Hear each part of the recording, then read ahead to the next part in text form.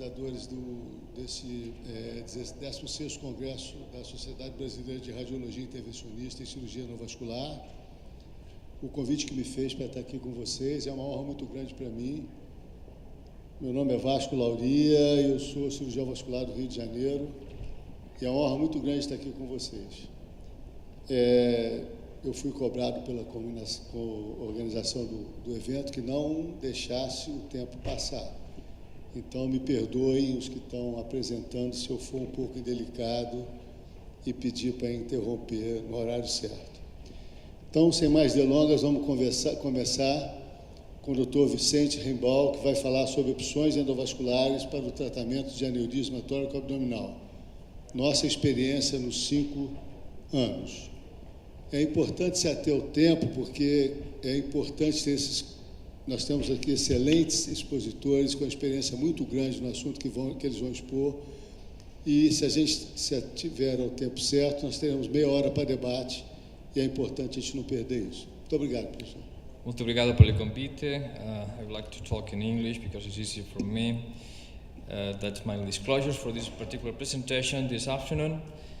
And the index for the presentation as concerning the thoracoabdominal treatment is indications, open surgery, then the vascular alternative, what is coming on, and the summary. About the indications for surgery, everybody knows in the audience that the diameter of more than 6 centimeters in a degenerative aneurysm is indication for repair whenever it's possible. Diameter more than 5.5 in a post-dissection, as well as in the cognitive disorders, could be the threshold for indication, and the rapid growing more than a half a centimeter per year is also an indication, as well as a symptomatic aneurysm. But always remember, you need to be in balance between the surgical risk, medical risk, and the benefit you're trying to apply to your patients.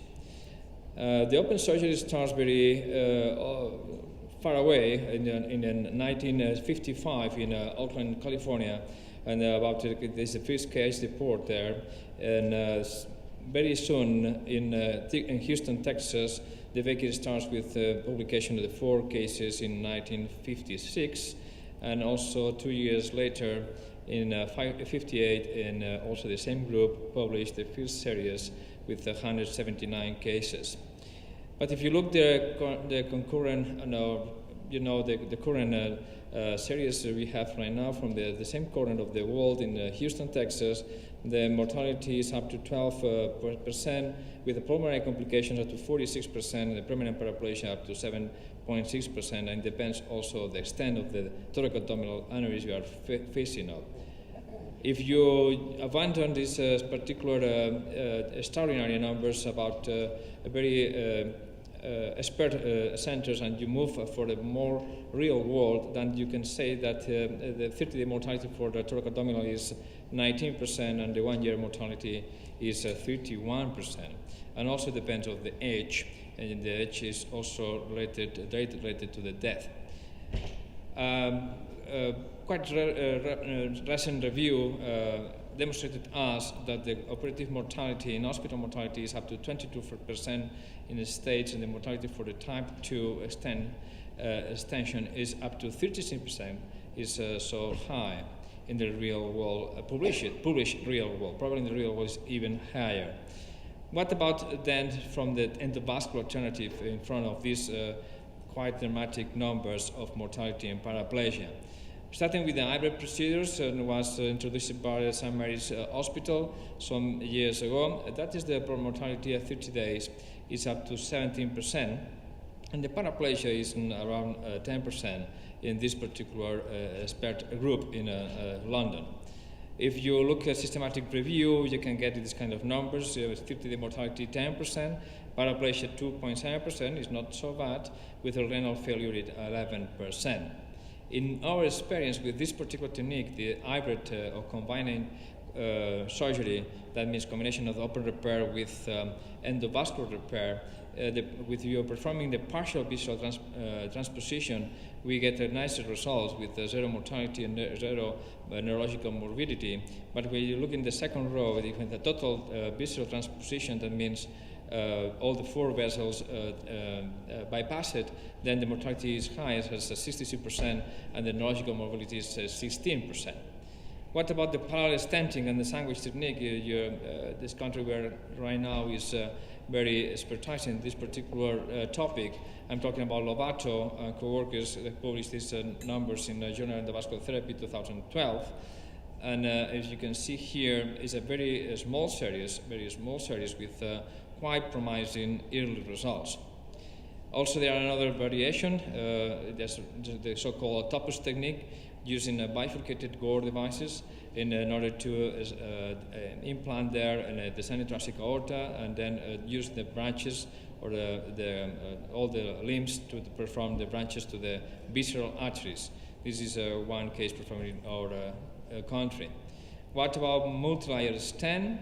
Multilayer stent still is controversial, and is probably very early to make any kind of assessment or any kind of sentence about this particular conclusion about this particular technique.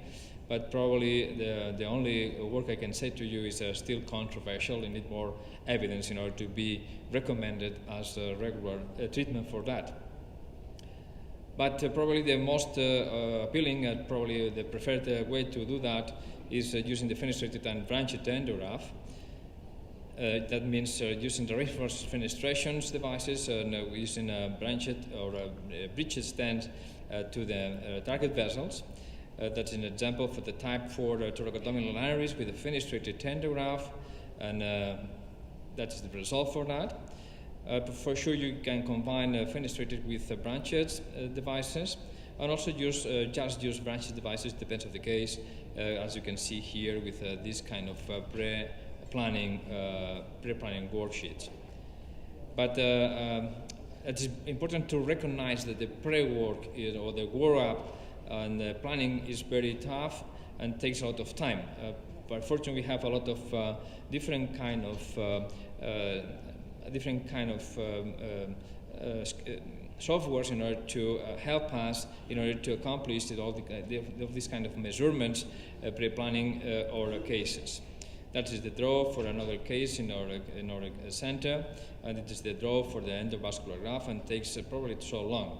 That is the position in the OR, as you can see here, and the procedure itself seems to be easier and not so complicated. First of all, we deployed the main parts of the endograft, and secondly, from the arm, we are playing with the branches. Also, with this particular technique, even with endovascular, we are very concerned about the spinal cord protection. We are using this kind of protocol, and also it can be summarized with a maintained collaterals with a main pressure of about 80 millimeters of mercury, with a spinal cord perfusion, with spinal cord pressure less than 10 millimeters of mercury, and the hemoglobin level about 9 grams.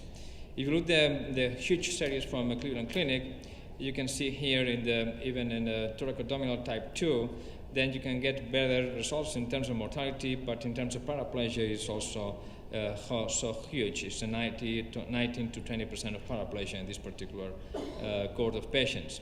If you look for in the same kind of series, it is in long term, it's 84% of freedom of intervention up to 6 years follow-up. It's not so bad. That is the French experience with more moderated series with 86 patients with 30-day mortality up to 9% with a paraplegia risk of 8%. And the current limitations is price, timing, and high demanding endo skills and durability for sure. And high volume centers should emphasize and should front this kind of treatment. That is our experience with endovascular repair of thoracoabdominal aneurysm, but I focus my presentation in fenestrated and branched. As you can see here, different kind of thoracoabdominals was faced with 24 patients with no mortality, with 12% of paraparesis and 4.1% of paraplegia. And the main follow-up is 15 months up to 60 months, that means 5 years, with 2 deaths, one of myocardial infarction, one rupture of the aorta for disconnection of main bodies. With a branch occlusion in one case was a renal, was repaired. It's the same case for the brain intervention. One migration in the cerebral trunk, and no stent fractures. What is coming on? The previous presenter during the Siemens Symposium talked about the angiodynamics or the CT for oncology interventionalists, but also it could be applied even for this kind of repairs in order to get the fusion technique as a road mapping during the procedures and as simplifying our job during the thoracoabdominal repairs. Also, it's coming on, it's also available right now in Europe, is the off-the-shelf thoracoabdominal devices, and takes just 24 hours to get it, but not the patients fitted to this kind of designs. Also, another important coadjuvants or adjuvants could be the endo anchors in order to fix much better on this thoracic endografting in a thoracoabdominal repair. And robotics for sure, but it's still so early to make any kind of conclusion. It's so expensive tool, but probably in the future could be an also helpful tool. Centralization is key. As you can see here in our country, one of the centralized centers is my center in Barcelona. So in summary, ladies and gentlemen, Mr. Chairman, the thoracoabdominal aortic aneurysm is a huge clinical challenge. Endovascular repair for thoracoabdominal represents an option for higher surgical risk patients. Some limitations will be overcome in the next future, and centralization is in high volume centers is the way to improve outcomes. And thank you very much for your attention.